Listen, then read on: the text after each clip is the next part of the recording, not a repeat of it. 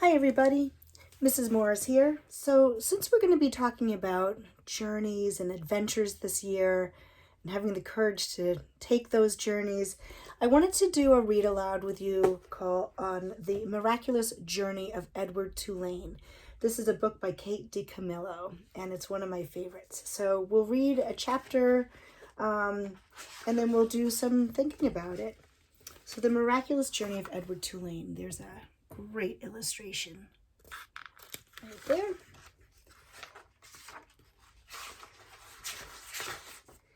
And at the beginning of the book, there's a little piece of a poem that the author gives to us to think about, sort of set our minds ready for the reading that we're going to be doing. And it says, "The heart breaks and lives by breaking.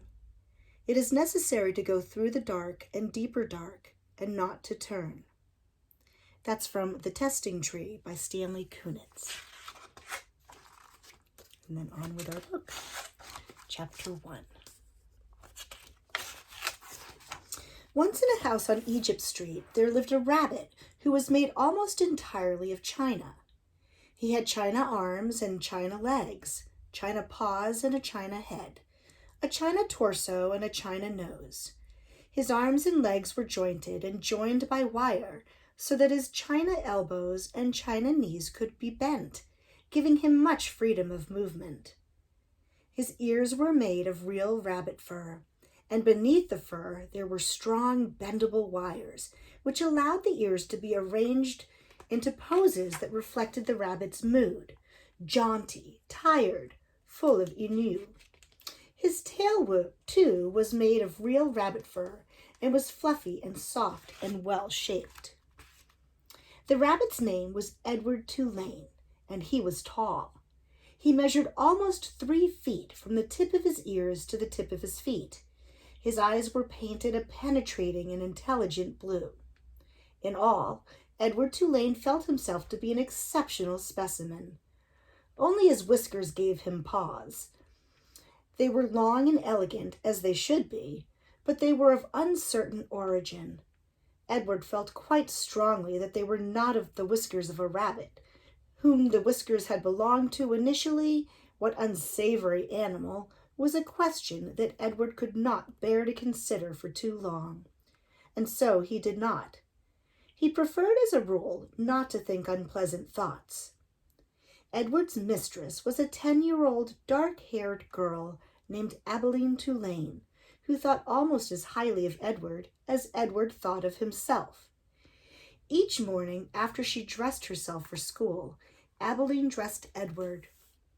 The china rabbit was in possession of an extraordinary wardrobe composed of handmade silk suits, custom shoes fashioned from the finest leather and designed specifically for his rabbit feet, and a wide array of hats equipped with holes so that they could easily fit over Edward's large and expressive ears. Each pair of well-cut pants had a small pocket for Edward's gold pocket watch. Abilene wound this watch for him each morning. "Now, Edward," she said to him, after she was done winding the watch, "when the big hand is on the 12 and the little hand is on the 3, I will come home to you." She placed Edward on a chair in the dining room and positioned the chair so that Edward was looking out the window and could see the path that led up to the Tulane front door. Abilene balanced the watch on his left leg. She kissed the tips of his ears, and then she left, and Edward spent the day staring out at Egypt Street, listening to the tick of his watch and waiting. Of all the seasons of the year, the rabbit most preferred winter, for the sun set early then, and the dining room windows became dark, and Edward could see his own reflection in the glass. And what a reflection it was! What an elegant figure he cut! Edward never ceased to be amazed at his own fineness. In the evening, Edward sat at the dining room table with the other members of the Tulane family: Abilene, her mother and father, and Abilene's grandmother, who was called Pellegrina. True, Edward's ears barely cleared the tabletop, and true also he spent the duration of the meal staring straight ahead at nothing but the bright and blinding white of the tablecloth. But he was there, a rabbit at the table. Abilene's parents found it charming that Abilene considered Edward real, and that she sometimes requested that a phrase or story be repeated because Edward had not heard it. "Papa," Abilene would say, "I'm afraid that Edward didn't catch that last bit." Abilene's father would then turn in the direction of Edward's ears and speak slowly, repeating what he had just said for the benefit of the china rabbit. Edward pretended, out of courtesy to Abilene, to listen, but in truth he was not very interested in what people had to say. And also he did not care for Abilene's parents and their condescending manner toward him. All adults, in fact, condescended to him. Only Abilene's grandmother spoke to him as Abilene did, as one equal to another. Pellegrina was very old. She had a large, sharp nose and bright black eyes that shone like dark stars. It was Pellegrina who was responsible for Edward's existence. It was she who had commissioned his making, she who had ordered his silk suits and his pocket watch, his jaunty hats and his bendable ears, his fine leather shoes, and his jointed arms and legs, all from a master craftsman in her native France. It was Pellegrina who had given him as a gift to Abilene on her 7th birthday. And it was Pellegrina who came each night to tuck Abilene into her bed and Edward into his. "Will you tell us a story, Pellegrina?" Abilene asked her grandmother each night.